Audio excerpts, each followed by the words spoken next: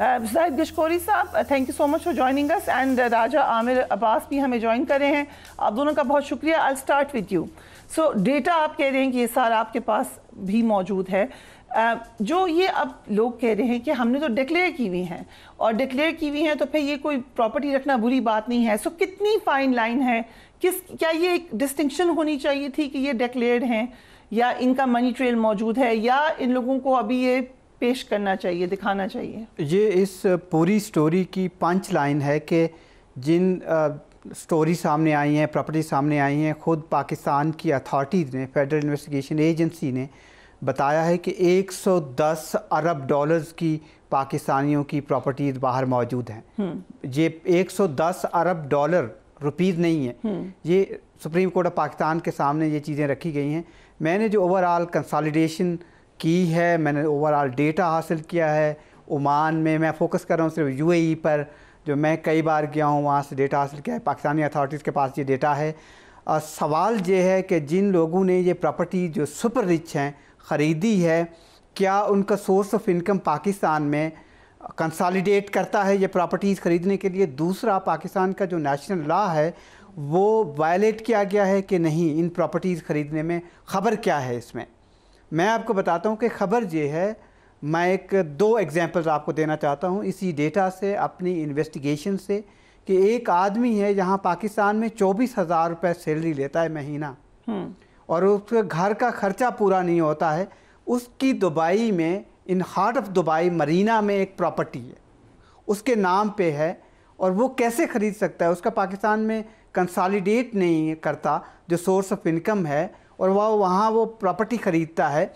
दूसरी मिसाल, सिंध की एक बड़ी शख्सियत हैं, सियासी खातून हैं, नाम नहीं बताना चाहता, उनके ड्राइवर हैं, और ड्राइवर ने वहाँ दुबई में प्रॉपर्टी ख़रीदी है, बुर्ज खलीफा के सराउंडिंग्स में प्रॉपर्टी ख़रीदी है। और वो ड्राइवर कैसे है, उसके शनाख्ती कार्ड का पता भी उसके घर के जो कि सियासतदान है उसके घर के पते पर मुस्तकिल पता है। और वो 2020 में एमनेस्टी से फ़ायदा उठा लेता है ड्राइवर, जिसका कोई सोर्स नहीं है। वहाँ सारे फुटप्रिंट मैंने देखे हैं। तो वो कैसे कंसोलिडेट करता है? वो प्रॉपर्टी किसकी है जिसकी इन्वेस्टिगेशन की ज़रूरत है। और नंबर वन, दूसरा पॉइंट आपको मैं ये बताता चलूँ कि जो दो एमनेस्टीज़ हुई हैं 2018 में और 2020 में, इसमें दुबई प्रॉपर्टीज़ की 974 सुपर रिच जो पाकिस्तान के थे, जो कि ब्लैक पैसा था, और ये कंसिडर किया जाता है कि जब भी कोई एमनेस्टी से फ़ायदा उठाता है वो गालिबन काला धन ही होता है। तो इन 1000 पाकिस्तानियों ने, 974 पाकिस्तानियों ने, कैनॉट से कि सबका होता है, पर गालिबन, बिल्कुल मैं यही कह रहा हूँ कि उन्होंने एमनेस्टी से फ़ायदा उठाया है और अपनी प्रॉपर्टीज़ को लीगलाइज कराया है, और सारे टैक्स वगैरह।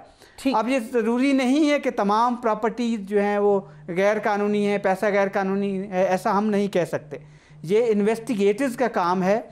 बाय एंड लार्ज जो पब्लिक ऑफिस होल्ड करते हैं, वो भी मैं आपको फिगर दे देता हूँ कि 75 पाकिस्तान के जो एमपीज़ हैं, पार्लियामेंट का हिस्सा हैं, उनकी जायदादें या कारोबार वहाँ पर है। 75 फॉर्मर एमएनएस या कुछ फॉर्मर हैं, मेजॉरिटी बाय एंड लार्ज इस कैबिनेट का भी हिस्सा है मौजूदा का, और डिक्लेरेशन भी उनके मौजूद है। अब ये नहीं पता कि सोर्स ऑफ इनकम अब अथॉरिटीज़ ये बताती हैं, क्योंकि इन्वेस्टिगेशन स्टार्ट की थी, इनके पास डेटा है। 3 डिपार्टमेंट हैं पाकिस्तान के, एक फेडरल डायरेक्टोरेट जो कि इंटेलिजेंस एंड इन्वेस्टिगेशन है एफपीआर का, उनके पास सारा डेटा है। इसके अलावा OECD एक एग्रीमेंट है जो पाकिस्तान ने साइन किया हुआ है, जिसके तहत पाकिस्तान के पास डिटेल्स आ रही हैं एफपीआर के पास। इसके अलावा FIA फेडरल इन्वेस्टिगेशन एजेंसीज ने तमाम डिटेल्स पाकिस्तानियों की हासिल की थी वहाँ दुबई लैंड अथॉरिटी से, दूसरे इदारों से 2400 से ज़ायद तो उन्होंने डिटेल ले ली थी। मैंने खुद लिखा है उन इदारों को, कुछ इन्फॉर्मेशन मेरे पास भी आई थी। तो जहाँ से पाकिस्तान से इतना पैसा बाहर गया है गुज़श्ता 2014 के बाद, अगर आप अंदाज़ा लगाइए कि वो हमारे 2 साल की रिपोर्ट है, 2 साल की, और नहीं डेटा जो है ओवरऑल ये 2008 के बाद का है बाय एंड लार्ज, और फोकस उन्होंने 2 साल का किया है। एस्टिमेट दे कितना पैसा गया बाहर?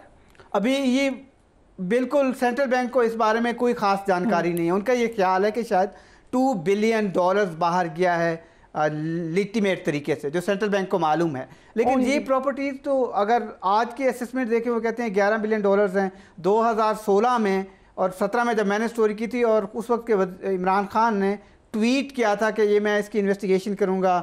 उनकी बहुत सारी चीज़ें निकली थी, आपको पता है। उनकी हमशीरा की भी एक प्रॉपर्टी आ गई थी जो उन्होंने फाइन भी पे किया जिसका था। अब नाम नहीं आया, नहीं अभी भी नाम मौजूद है, लेकिन आप क्योंकि ये बिक चुकी है 2 साल में, उसका डेटा और रिकॉर्ड नहीं है। लेकिन बहुत सारे ऐसे लोग हैं जिनके इतने नाम है मेरे सामने। लेकिन इन्वेस्टिगेशन नहीं हुई थी, नोबडी परस्यूड इट। नहीं, 420 लोगों को नोटिस दिए गए थे कि आपने ये प्रॉपर्टीज कैसे खरीदी हैं, सोर्स बताइए, पैसा कहाँ से आया, लेकिन किसी ने वो नहीं किया। और आपको हैरानगी होगी कि FPR की कस्टम के बहुत सारे ऑफिसर्स हैं जो मेरे नाम जहाँ पर हैं, उनकी सर्विंग की, उनकी प्रॉपर्टीज हैं, कंसोलिडेट नहीं करता, उनका सोर्स ऑफ इनकम नहीं करता। मेरे पास इसमें जजेस नहीं है, वकला नहीं है, नहीं, रिटायर्ड जजेस हैं 3, इसके अलावा वकला काफ़ी हैं, एंकर पर्सन्स हैं, इवन मीडिया के काफ़ी लोग हैं।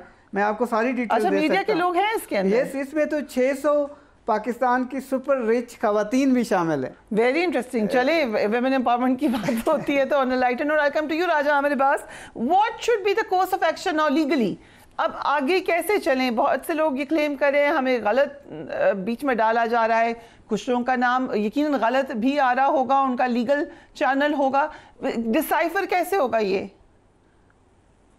देखिए फरिया, ये जौन सा है इसका लीगल कोर्स जौन सा है, वो तो जो इस मुल्क के कवानीन हैं उसमें सबसे बड़ा जो तरीक़ेकार है जिसके तहत इसको पकड़ा जा सकता है, वो तो था नैब का कानून, जिसकी कल एक पेशी लगी हुई है और उसको ख़त्म किया जा रहा है। जब से पैनामा लीक्स आई, पेंडोरा लीक्स आई, ये आई, दूसरी आई, और उसमें एक है सेक्शन 14। सेक्शन 14 को ख़त्म कर दिया गया कि जनाब जो सोर्स ऑफ इनकम है उसका बर्डन होता है उस शख्स पे जिसके नाम पे ये, खासकर अगर वो पब्लिक ऑफिस होल्डर हो या सरकारी मुलाजिम हो, तो उसने साबित करना है कि जी उसका सोर्स ऑफ इनकम क्या है और उसके पास इतनी ह्यूज एक्यूमुलेशन ऑफ वेल्थ जोन सी है, क्या वो कॉरेस्पॉन्ड करती है उसकी नॉन सोर्स ऑफ इनकम से। तो जो उस लीगल कोर्स को डिस्ट्रॉय करना या ये नैब अमेंडमेंट का मेन मकसद यही है कि किसी तरीके से इस चीज़ की ये इन्वेस्टिगेशन ना हो सके कि जनाब आप तो एक ग्रेड 20, 21, 22 के ऑफिसर थे या एक पॉलिटिशियन थे और आपकी नॉन सोर्स ऑफ इनकम तो ये है, आपके जो इलेक्शन कमीशन में डिक्लेयर्ड चीज़ें थी, जिस दिन आप MNA या सेनेटर बने थे तो ये थी, लेकिन अब इतनी ज़्यादा है। तो इसमें 2 बड़े जो एलिमेंट्स हैं वो देखने हैं। एक तो ये देखना है कि जी क्या वो अगर शख्स, जैसे आपने ग्रेड 21-22 के ऑफिसर्स का नाम लिया, क्या वो पाकिस्तान में उनके कोई कारोबार थे, कोई ज़रई ज़मीन थी, उनके जो बच्चे बैरून मुल्क पढ़ते रहे, बैरून मुल्क उन्होंने ये प्रॉपर्टीज हासिल की, तो ये कहाँ से हासिल की। नंबर 2 इसमें है कि जी क्या मनी लॉन्ड्रिंग हुई है, क्या ये पैसा पाकिस्तान से हुंडी या हवाले के जरिए से पता नहीं चल जाएगा राजा साहब? It's not that difficult. I wish इतना स्ट्रेट फॉरवर्ड होता, but this is a hidden truth कि इसको अनअर्थ करने वाले लोग ही कानून साज हैं। इसको अनअर्थ कर, इसमें जो इन्वॉल्व लोग हैं वही ऐसे लोग हैं कि जिन्होंने कानून साजी की हुई है और जिन्होंने इन्वेस्टिगेशन करनी है। तो क्यों करेंगे? अगर मुझे इजाजत दें, क्योंकि वक्त हमें अनफॉर्चुनेटली जाहिर गशकोई साहब, आपने कहा आपकी बात हुई है कुछ लोगों से, उन्होंने अपना मौक़िफ़ आपको दिया है जिनके नाम आए हैं। देखो प्रिया, मैंने तो पब्लिकली दिया है, मैंने 1200 पाकिस्तान के जो आप सुपर रिच कह सकती हैं या पब्लिक ऑफिस होल्ड करते रहे, 1200 मेरे पास रिकॉर्ड है। मैंने उनको लिखा कि ये प्रॉपर्टीज़ हैं, आप इसको ओन करते हैं, आप डिनाई भी कर सकते हैं, हो सकता है कोई नाम जो है वो सिमिलर हो, मुझे बता दीजिए। मुझे 27 अफराद ने जवाब दिया है, जिनमें से out of 1200 27 responded. Yes, only 27। और बाकी लोगों को मैंने रिमाइंडर्स भेजे। ज़्यादातर लोग मुझे ये कह रहे थे कि आप कौन होते हैं हमसे पूछने वाले।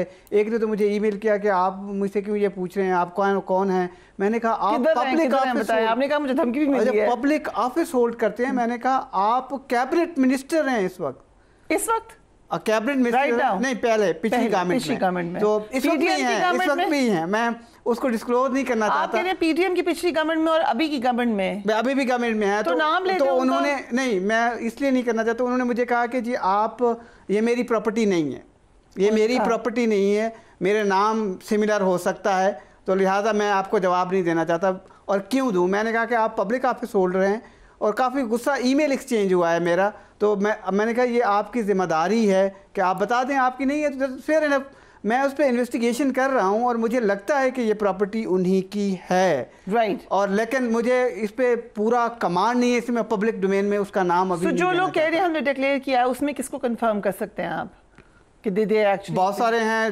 पाकिस्तान के साबिक चीफ ऑफ आर्मी स्टाफ हैं, मेरी उनसे बात हुई, उनके साहबजादे ने उस वक्त प्रॉपर्टी ख़रीदी जब वो पाकिस्तान के चीफ ऑफ आर्मी स्टाफ थे, उन्होंने कहा ये डिक्लेरेशन मौजूद है।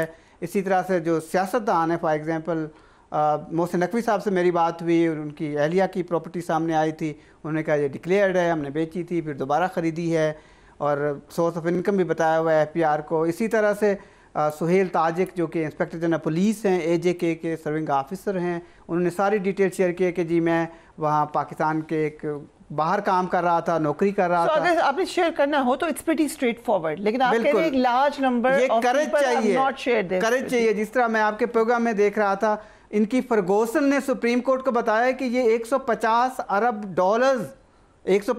डॉलर की सरमायाकारी जो बाहर हुई है, जिसमें इतनी उन्होंने बताया कि इतनी परसेंटेज नहीं बताई गई है पाकिस्तान की रियासत के इदारों को। तो इस पर सवाल उठता है, गवर्नमेंट हशप करने की कोशिश कर रही है, ये बहुत संजीदा मामला है। पाकिस्तान से चीज़ें बाहर गई हैं, कोई फेयर डील नहीं है, सारे लोगों की एक जैसी नहीं है। मैं मानता हूँ जो बड़े करज वाले लोग हैं, जिनकी फेयरनेस थी, उन्होंने आज सारे डॉक्यूमेंट पब्लिक फोरम पे शेयर कर दिए। शेर अफजल मरवत? शेर अफजल मरवत पहले भी पब्लिक ऑफिस होल्ड करते रहे हैं, जज थे, आपको पता है, और मुझे मालूम है 2009 तक वो जज थे, उन्होंने बाद में रिज़ाइन कर दिया था और बाद में उन्होंने डिक्लेरेशन दिया। उन्होंने ये बताया कि 2018 के इलेक्शन में इन्होंने कॉन्टेस्ट किया था, आपको भी मालूम होगा, वहाँ पर भी उन्होंने कहा कि डिक्लेरेशन है, यहाँ पर भी ऑफकोर्स ये एक अच्छा करेज है और बहुत सारे लोगों को आना चाहिए। बात हुई थी, ही वाज सेइंग कि इवन इफ इट्स डिक्लेयर्ड, फिर भी इसमें कुछ सवालात हैं जो जवाब देने पड़ेंगे। ये सवाल कैसे गया, आपने पैसा ये कमाया कैसे, सोर्स कंसोलिडेट करता है, ये एक बड़ा सवाल है। और जो अथॉरिटीज के पास ताकत है, अगर वो चाहें तो, अगर वो चाहें तो ऐसा नहीं करेंगे कभी भी। ओके।